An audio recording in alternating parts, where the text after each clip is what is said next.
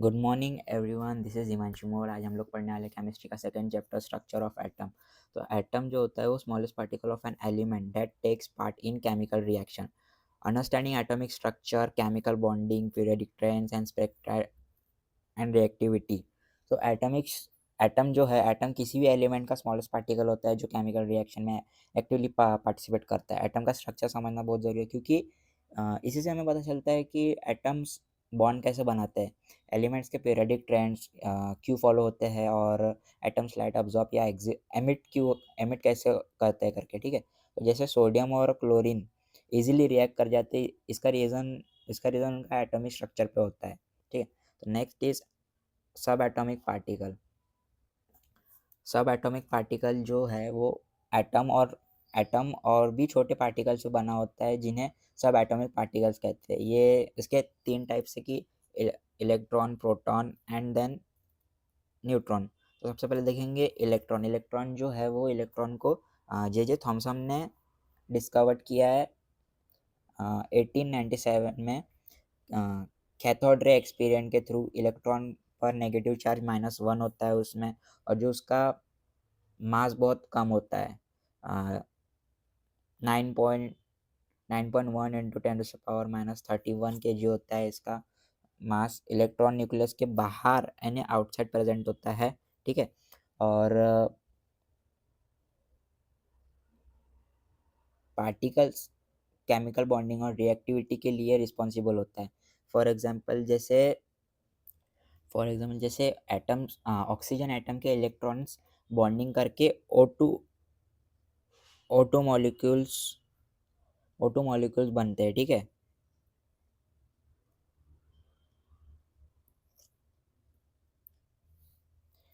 Next is हमारा proton. तो proton की जो डिस्कवरी है वो रदरफर्ड ने की है। उसका जो चा उसका जो प्रोटॉन पर पॉजिटिव चार्ज है वो +1 है, और जो मास है 1.67 इंटू 10⁻⁻27 kg, ये जो प्रेजेंट इन न्यूक्लियस में होता है। तो ठीक है, जो प्रोटॉन की डिस्कवरी है वो रदरफर्ड ने की थी, और प्रोटॉन प्रोटॉन पर पॉजिटिव चार्ज है, और इसका मास जो होता है 1.67 इंटू 10⁻⁻27 kg होता है। प्रोटॉन न्यूक्लियस के अंदर प्रेजेंट होता है। ठीक है, प्रोटॉन जो है वो न्यूक्लियस के अंदर प्रेजेंट होता है, और न्यूक्लियस के अंदर प्रेजेंट होता है और एलिमेंट की आइडेंटिटी डिसाइड करता है। जैसे हाइड्रोजन में एक प्रोटॉन है, हाइड्रोजन में एक प्रोटॉन होता है, जबकि हीलियम में 2 प्रोटॉन्स होते हैं। इसी वजह से दोनों डिफरेंट एलिमेंट्स है करके। ठीक है, और नेक्स्ट इज न्यूट्रॉन। तो न्यूट्रॉन जो है, न्यूट्रॉन को जेम्स चैडविक ने 1932 में डिस्कवर किया। न्यूट्रॉन का कोई चार्ज नहीं होता है। ठीक है, न्यूट्रॉन का कोई भी चार्ज नहीं होता है, और इसका मास प्रोटॉन के बराबर होता है। ठीक है, इसका जो मास है वो प्रोटॉन के इक्वल होता है।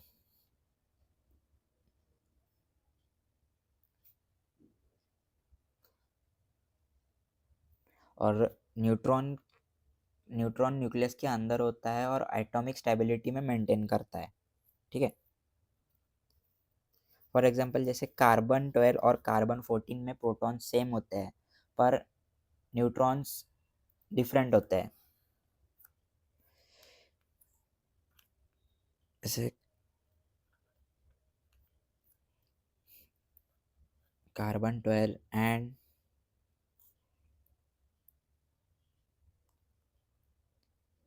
Carbon 14 are same, but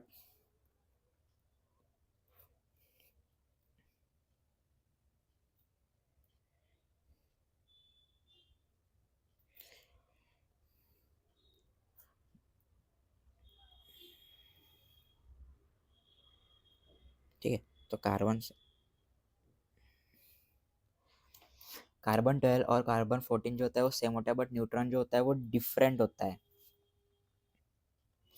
next is atomic model. जो एटॉमिक मॉडल है, साइंटिस्ट ने टाइम के साथ एटम के स्ट्रक्चर को समझने के लिए बहुत से मॉडल्स बनाए हैं। उनमें से जैसे थॉमसन मॉडल है, रदरफर्ड मॉडल है, आफ्टर दैट ठीक है। थॉमसन थॉमसन एटॉमिक मॉडल और रदरफोर्ड मॉडल है। तो थॉमसन एटॉमिक मॉडल जो थॉमसन के अकॉर्डिंग एटम एक पॉजिटिवली चार्ज स्फीयर होता है। ठीक है। जो पॉजिटिवली चार्ज स्फीयर होता है, जिसमें जिसमें नेगेटिव चार्ज इलेक्ट्रॉन जो नेगेटिव चार्ज इलेक्ट्रॉन्स होते हैं वो अबैंडेड होते हैं एम्बेंडेड होते हैं। ठीक है।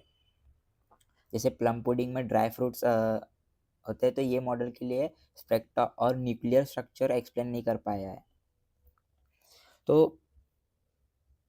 जिस फॉर एग्जांपल जिसमें इस मॉडल के हिसाब से अल्फा पार्टिकल्स इजीली पास हो जाने चाहिए, लेकिन जो एक्सपेरिमेंट में गलत प्रूव हुआ है उसके थ्रू वो वो चीज़ फेल हो गई है एटॉमिक स्पेक्ट्रा को एक्सप्लेन करने के लिए। Next is Rutherford atomic model, जो जिसमें small dense positive charge nucleus होता है और electrons revolve around nucleus, could not explain stability of atom।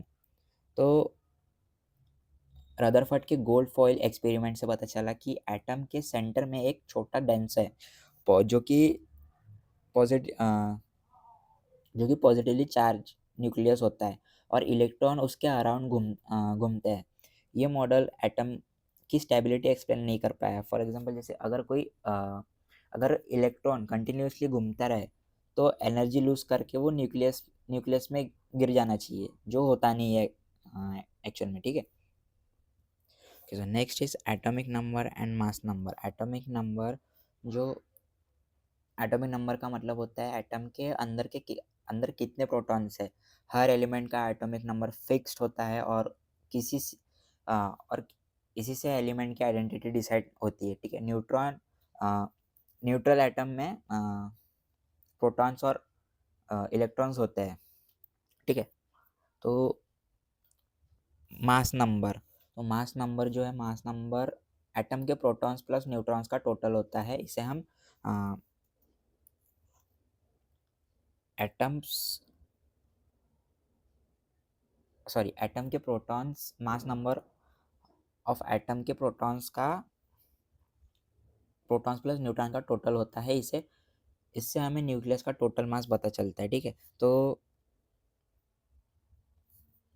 Neutrons का जो फॉर्मूला है वो ये है A-Z। ठीक है। तो A-Z यानी जो A है वो है मास नंबर। ठीक है। और Z जो है वो एटॉमिक नंबर। तो मैं एग्जांपल देख के बता दूँ तो ठीक है। तो जो क्लोरीन है, ठीक है, क्लोरीन Cl, हम ले लेंगे क्लोरीन को 17, देन A=35।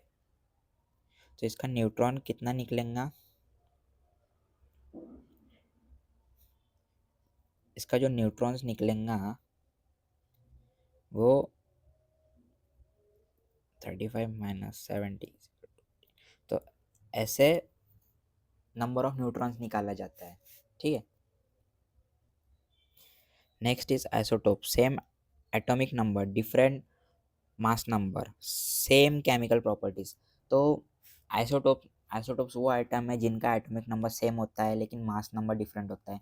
क्योंकि एटॉमिक नंबर सेम होता है तो इलेक्ट्रॉन्स भी सेम होते हैं, इसलिए केमिकल प्रॉपर्टीज सेम होती है। मैं जैसे एक एग्जांपल दे दूँ, जैसे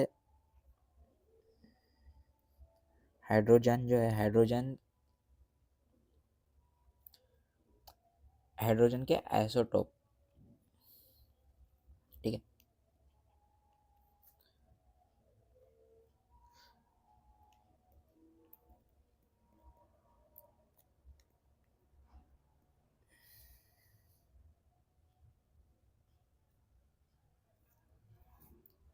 आइसोटोप्स ऑफ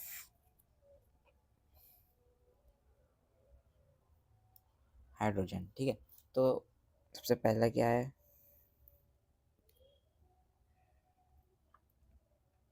प्रोटियम। ठीक है। तो प्रोटियम जो है इसमें न्यूट्रॉन नहीं होता है। ठीक है। और देन नेक्स्ट इज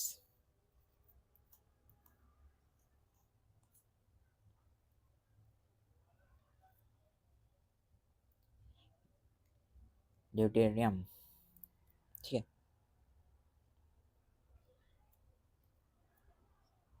इसमें एक न्यूट्रॉन होता है,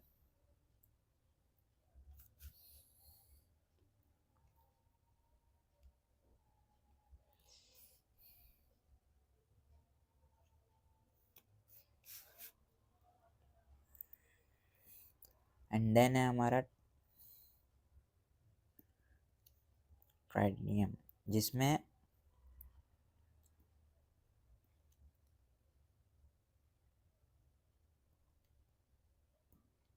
दो न्यूट्रॉन्स होते हैं, ठीक है। Next is isobar. आइसोबार में क्या होता है, सेम मास नंबर होता है, डिफरेंट एटॉमिक नंबर होता है और डिफरेंट एलिमेंट्स होता है। तो आइसोबार मास नंबर सेम होते हैं लेकिन एटॉमिक एटॉमिक नंबर डिफरेंट होता है, इसलिए ये डिफरेंट एलिमेंट्स होते हैं। इलेक्ट्रॉन्स और प्रोटॉन्स डिफरेंट होते हैं, डिफरेंट होने की वजह यह है कि केमिकल प्रॉपर्टीज भी सेम होती है। फॉर एग्जांपल जैसे ये मैं यहाँ एग्जांपल लिख के दे देता हूँ, जो कैल्शियम है,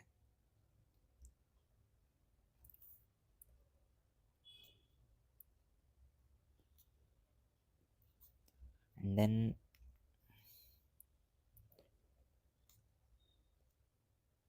argon,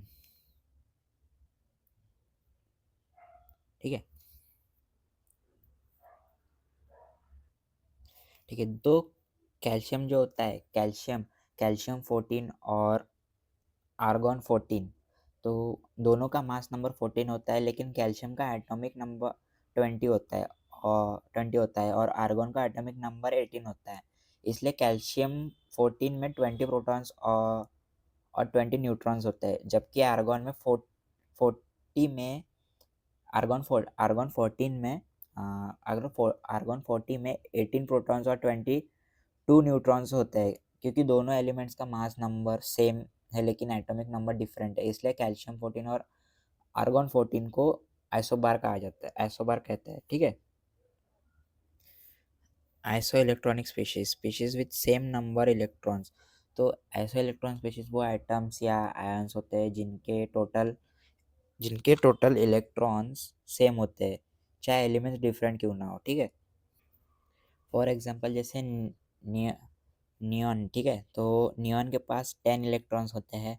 sodium ions sodium ion, ठीक है, तो सोडियम आयन प्लस प्लस में सोडियम का एटॉमिक नंबर 11 होता है, लेकिन एक इलेक्ट्रॉन लूज करने के बाद सोडियम में 11 - 1 यानी 10 इलेक्ट्रॉन बचते हैं। मैग्नीशियम आयन, ठीक है, मैग्नीशियम आयन का एटॉमिक नंबर 12 होता है, और दो इलेक्ट्रॉन लूज करने के बाद 12 - 2 यानी 10 इलेक्ट्रॉन रह जाते हैं। तो इस इस वे में जैसे नियॉन, सोडियम और मैग्नीशियम सभी में इलेक्ट्रॉन्स की जो मात्रा, जो संख्या है सेम होती है, इसलिए ये सब इलेक्ट्रॉनिक स्पीशीज कहलाते हैं, ठीक है। Next is Bose model of hydrogen atom. Electron electrons move in fixed circular orbit shells. Each orbit has fixed energy. No energy loose while in an orbit. Energy absorbed emitted when electron jumps shell. तो Bose model के according electrons fix circular orbit में nucleus के around घूमते हैं। हर orbit की fix energy होती है। जब इलेक्ट्रॉन एक ऑर्बिट से दूसरी ऑर्बिट में जंप करता है तब एनर्जी ऑब्जर्व या या फिर एमिट होती है। फॉर एग्जांपल जैसे हाइड्रोजन का एमिशन स्पेक्ट्रम बोस मॉडल ने एक्सप्लेन होता है, बोस मॉडल से एक्सप्लेन होता है, ठीक है। Next is limitations of Bohr's model application. Only to hydrogen like atom, जो कि एक्सप्लेन नहीं किया गया है, ठीक है। जैसे कि जीमन इफेक्ट हो गया, स्टार्क इफेक्ट हो गया और फाइन फाइन स्पेक्ट्रा हो गया, ठीक है, फाइन स्पेक्ट्रा हो गया। तो बोस मॉडल बोस का जो मॉडल सिर्फ हाइड्रोजन और हाइड्रोजन लाइक एटम्स के लिए काम करता है या एक्सप्लेन नहीं करता है, जैसे कि जीमन इफेक्ट, स्टार्क इफेक्ट और fine spectrum. Next is dual nature of matter. Matter shows particle plus wave nature proposed by de Broglie. de Broglie equation, de Broglie and de Broglie equation। तो de Broglie ने बताया कि matter दोनों behave करता है particle की तरह, wave की तरह। फॉर एग्जाम्पल जैसे इलेक्ट्रॉन जो है डिफ्रैक्शन एक्सपेरिमेंट में इलेक्ट्रॉन वेव जैसा बिहेव करता है। Next is Heisenberg uncertainty principle can not determine exact position and momentum together. यानी इस प्रिंसिपल में ये होता है कि हम इलेक्ट्रॉन की एग्जैक्ट पोजीशन और मोमेंटम एक साथ मेजर नहीं कर सकते। अगर हम पोजीशन जानने की कोशिश करें तो मोमेंट डिस्टर्ब हो जाता है। जैसे फॉर एग्जांपल जैसे इलेक्ट्रॉन को माइक्रोस्कोप से देखने पर उसकी पोजीशन चेंज हो जाती है, right. Next is quantum mechanical model based on Schrodinger wave equation describe electron behaviour using probability exact position of electron not known. यानी जो ये मॉडल स्नोडिंगर वेव इक्वेशन पर बेस्ड है। ये इलेक्ट्रॉन का एग्जैक्ट पाथ नहीं बताता है, बल्कि प्रोबेबिलिटी बताता है कि इलेक्ट्रॉन कहाँ मिल सकता है। जैसे ऑर्बिट का कॉन्सेप्ट इसी मॉडल से आया है ना। Next is atomic orbitals region of space where probability finding electrons is maximum. Probability of finding electron is maximum. Types of atomic orbitals: s orbital जो स्पेरिकल शेप में होता है, p ऑर्बिटल जो डम्बल शेप्ड होता है, और d orbital जो complex shape होता है, और f ऑर्बिटल जिसमें ज़्यादा कॉम्प्लेक्स होता है ना, मोर कॉम्प्लेक्स। तो एटॉमिक ऑर्बिटल वो रीजन होता है जहाँ इलेक्ट्रॉन मिलके प्रोबेबिलिटी मैक्सिमम होती है, ठीक है। तो एस ऑर्बिटल जिसमें एक ऑर्बिटल होता है, और B P orbital dumbbell shape जिसमें, ठीक है, इसमें 2px 2py एंड 2pz, जबकि डी और एफ ऑर्बिटल की शेप्स काफ़ी कॉम्प्लेक्स होती है, ठीक है। तो बी ऑर्बिटल डबल शेप होता है जैसे 2px 2py and 2pz, okay. Quantum numbers ये मॉडल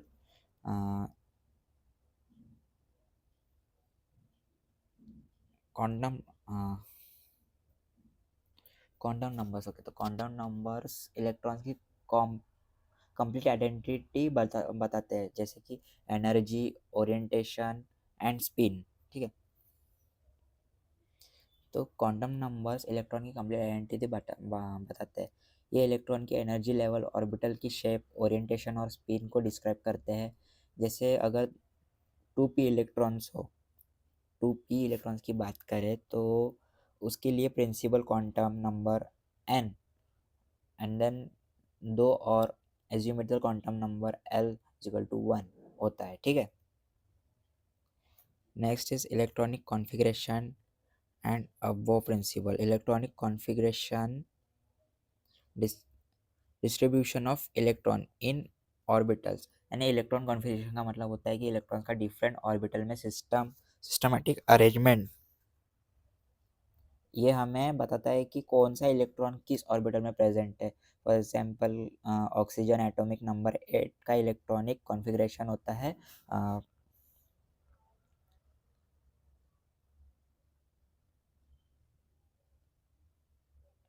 वन, एक शेल में 2 और 2 शेल में 2, तो उसके बाद पी ऑर्बिटल में 4, ठीक है। तो next is aufbau principle, Pauli exclusion principle and Hund's rule.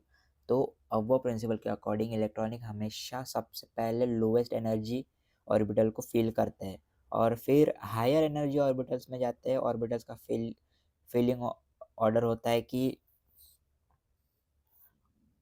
Orbital का फिलिंग ऑर्बिटल्स होता है, जैसे कि 1s 2s, फिर 2p, then 3s 3p, then 4s 3d, then 4p, okay. Next is Pauli exclusion principle. No two electron can have same four quantum number. One orbital can have max two electrons with opposite spin. तो poly exclusion principal कहता है कि एक orbital में maximum 2 electrons हो सकते हैं और उन दोनों का स्पिन अपोजिट होना चाहिए, इसलिए अप एंड डाउन अलाउड होता है, लेकिन दोनों साइड अप अलाउड नहीं होता कभी भी। Next is hunts rule. Electrons field degenerate orbital singly first maximum parallel spin, यानी कि हंट्स रूल के अकॉर्डिंग जब डिजनरेट ऑर्बिटल सेम एनर्जी वाले ऑर्बिटल्स होते हैं तो इलेक्ट्रॉन्स पहले सिंगल सिंगल हर ऑर्बिटल्स में एंटर कर करते हैं और उनका स्पिन पैरेलल होता है। जैसे नाइट्रोजन 2p3 में 3 p ऑर्बिटल्स में एक एक इलेक्ट्रॉन प्रेजेंट होते हैं। Next is stability of half filled and fully filled orbitals. Extra stability due to symmetry and exchange energy. तो हाफ फील्ड और फुल्ली फील्ड ऑर्बिटल ज़्यादा स्टेबल होता है क्योंकि उनमें सिमेट्री और एक्सचेंज एनर्जी ज़्यादा होती है। इसी वजह से कुछ एलिमेंट्स एक्सपेक्टेड कॉन्फ़िगरेशन फॉलो नहीं करते, जैसे क्रोमियम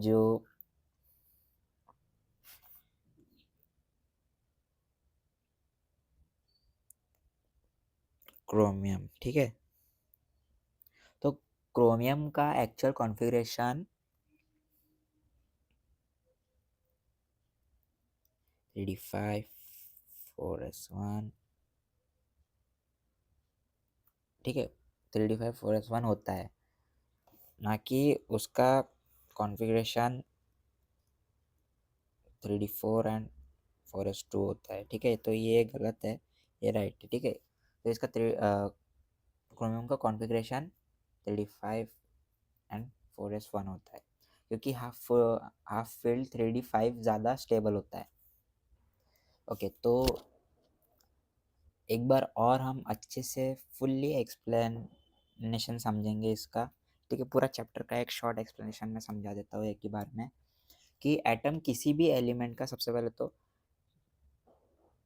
स्टार्टिंग से, ठीक है, जो एटम है, एटम किसी भी एलिमेंट का सबसे छोटा पार्टिकल होता है जो केमिकल रिएक्शन में पार्टिसिपेट करता है। एटम का जो स्ट्रक्चर समझना केमिस्ट्री का फाउंडेशन माना जाता है क्योंकि इसी से हम chemical bonding, periodic properties and reactivity spectra जैसे कॉन्सेप्ट समझने में हेल्प मिलती है, ठीक है। तो पहले साइंटिस्ट ये मानते थे कि एटम इंडिविजिबल होता है, लेकिन बाद में एक्सपेरिमेंट ने प्रूव किया कि एटम के अंदर भी और छोटे पार्टिकल्स होते हैं जिन्हें सब एटॉमिक पार्टिकल कहते हैं। तो एटम मेनली 3 सब पार्टिकल से बना होता है, electron, proton and then neutron. Electron को जे थॉमसन ने 1897 में कैथोड रे एक्सपेरिमेंट के थ्रू डिस्कवर किया। एंड इलेक्ट्रॉन पर नेगेटिव चार्ज होता है और इसका मास बहुत ही कम होता है, इसलिए ये न्यूक्लियस के बाहर मूव करता है, यानी बाहर प्रेजेंट होता है। इलेक्ट्रॉन ही केमिकल बॉन्डिंग रिएक्शन के लिए रिस्पॉन्सिबल होता है और प्रोटॉन्स रदरफर्ड ने डिस्कवर किया जो पॉजिटिव चार्ज कैरी करता है और न्यूक्लियस के अंदर प्रेजेंट होता है। देन प्रोटॉन की जो संख्या होती है वो किसी एलिमेंट की आइडेंटिटी डिसाइड करता है। तो जैसे हाइड्रोजन में एक प्रोटॉन होता है और हीलियम में 2। तो न्यूट्रॉन को जेम्स चैडविक ने 1932 में डिस्कवर किया जो इलेक्ट्रिकली न्यूट्रल होता है और न्यूक्लियस के अंदर प्रोटॉन के साथ प्रेजेंट होता है। तो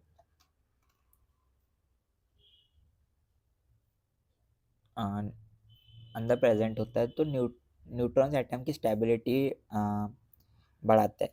एटम स्ट्रक्चर को समझने के लिए एटॉमिक मॉडल्स प्रपोज किए गए हैं। थॉमसन एटॉमिक मॉडल कहते हैं कि एटम एक पॉजिटिवली चार्ज स्फीयर होता है जिसमें नेगेटिवली चार्ज इलेक्ट्रॉन एम्बेडेड होते हैं, जैसे प्लम, ठीक है। तो जैसे प्लम पुडिंग में ड्राई फ्रूट्स, इस मॉडल ने इलेक्ट्रॉन की प्रेजेंस को एक्सप्लेन किया, लेकिन यह एटॉमिक स्पेक्ट्रम न्यूक्लियस को एक्सप्लेन नहीं कर पाया। रदरफर्ड ने गोल्ड फॉइल एक्सपेरिमेंट के थ्रू ये बताया कि एटम के सेंटर में एक छोटा डेंस और पॉजिटिव चार्ज न्यूक्लियस होता है और इलेक्ट्रॉन्स उसके अराउंड रिवॉल्व करते हैं। लेकिन रदरफर्ड का मॉडल भी फेल हो गया क्योंकि क्लासिकल फिजिक्स के अकॉर्डिंग घूमता हुआ इलेक्ट्रॉन एनर्जी लूज करके न्यूक्लियस में गिर जाना चाहिए, जो कि एक्चुअल में नहीं होता है वो। तो इस प्रॉब्लम को सॉल्व करने के लिए बोस ने हाइड्रोजन एटम का मतलब तो बोस के according electron fix circular orbit या शेल में मूव करते हैं जिनकी एनर्जी फिक्स्ड होती है। जब इलेक्ट्रॉन्स एक ऑर्बिट से दूसरे ऑर्बिट में जंप करता है तब एनर्जी ऑब्जॉर्ब या एमिट एमिट होती है।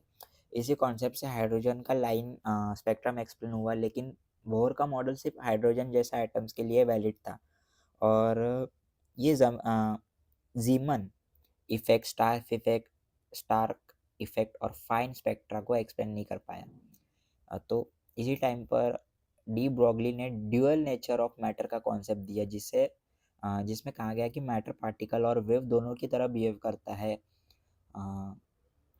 दोनों की तरह एक्ट करता है। इसका मतलब इलेक्ट्रॉन सिर्फ पार्टिकल नहीं बल्कि वेव नेचर भी दिखाता है। हेसनबर्ग ने अनसर्टेनली प्रिंसिपल दिया जिसके अकॉर्डिंग हम इलेक्ट्रॉन की एग्जैक्ट पोजीशन और एग्जैक्ट मोमेंटम एक साथ डिटरमाइन नहीं कर सकता। जितनी एक्यूरेसी पोजीशन में बढ़ेंगी उतनी ही अनसर्टेनिटी मोमेंटम में बदलेंगी। ठीक है, तो इन सब के कॉन्सेप्ट के बेस पर क्वांटम मैकेनिकल मॉडल डेवलप हुआ जो स्नोडिंगर वेव इक्वेशन पर बेस्ड है। इस मॉडल के अकॉर्डिंग इलेक्ट्रॉन का एग्जैक्ट पाथ नहीं बताया, बल्कि ये बताया जाता है कि इलेक्ट्रॉन किस रीजन में मिलने की प्रोबेबिलिटी ज़्यादा होती है। इसी रीजन के अकॉर्डिंग ऑर्बिटल कहता है कि एटॉमिक ऑर्बिटल शेल जैसा नहीं होता बल्कि 3 डायमेंशनल प्रोबेबिलिटी रीजन होते हैं। एस ऑर्बिटल स्पेरिकल होता है, पी ऑर्बिटल डम्बल शेप्ड होता है एंड डी और एफ ऑर्बिटल का शेप और भी कॉम्प्लेक्स होता है। तो इलेक्ट्रॉन की कंप्लीट इंफॉर्मेशन को डिस्क्राइब करने के लिए क्वांटम नंबर्स यूज़ किया जाता है। प्रिंसिपल क्वांटम नंबर शेल और एनर्जी बताता है।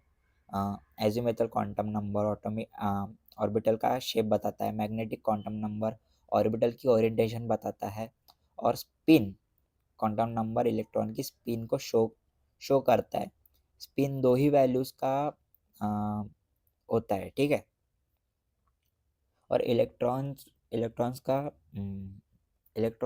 का orbitals main arrangement electronic configuration कहलाता है। जैसे इलेक्ट्रॉन कॉन्फ़िगरेशन लिखने के लिए 3 रूल्स फॉलो किए जाते हैं: Aufbau principle, Pauli exclusion principal और हंट्स रूल अफबाउ प्रिंसिपल। तो इलेक्ट्रॉन सबसे पहले लोएस्ट एनर्जी ऑर्बिटल फिल करते हैं, जैसे 1s, फिर 2s, देन 2p और आगे बढ़ते हैं। लेकिन पॉली एक्सक्लूजन प्रिंसिपल कहता है कि किसी भी एटम के 2 इलेक्ट्रॉन्स के 4 क्वांटम सेम नहीं हो सकते, इसलिए एक ऑर्बिटल में मैक्सिमम 2 इलेक्ट्रॉन्स हो सकते हैं और उनका स्पिन अपोजिट होता है। हंस रूल के अकॉर्डिंग डीजनरेट ऑर्बिटल में इलेक्ट्रॉन्स पहले सिंगल फिल होता है, उसके बाद पेयरिंग जो होती है वो बाद में होती है, जिससे स्टेबिलिटी बढ़ती है। ठीक है, उसके थ्रू स्टेबिलिटी बढ़ती है। कुछ इलेक्ट्रॉनिक के कॉन्फ़िगरेशन एक्स्ट्रा स्टेबल होते हैं, जैसे half filled and fully filled orbital. इसका रीज़न सिमेट्री और एक्सचेंज एनर्जी होता है। इसी वजह से क्रोमियम और कॉपर जैसे एलिमेंट्स अपनी एक्सपेक्टेड कॉन्फ़िगरेशन फॉलो नहीं करते और थोड़ी एक्सेप्शनल कॉन्फ़िगरेशन दिखाते हैं। सिंपली स्ट्रक्चर ऑफ एटम हमें ये समझाता है कि एटम के अंदर इलेक्ट्रॉन्स का बिहेवियर केमिस्ट्री का बेस और modern atomic theory quantum mechanics पर डिपेंड करती है। सो गाइस, आज का सेशन हम यही ख़त्म करते हैं। अगर आपको कुछ डिफ़िकल्टीज़ आ रही होंगी तो प्लीज़ कमेंट करके बताएं और मुझसे प्रॉब्लम पूछिए कि क्या डिफ़िकल्टीज़ आ रही है करके। ठीक है, so thank you everyone, please like share and subscribe my channel. Good bye.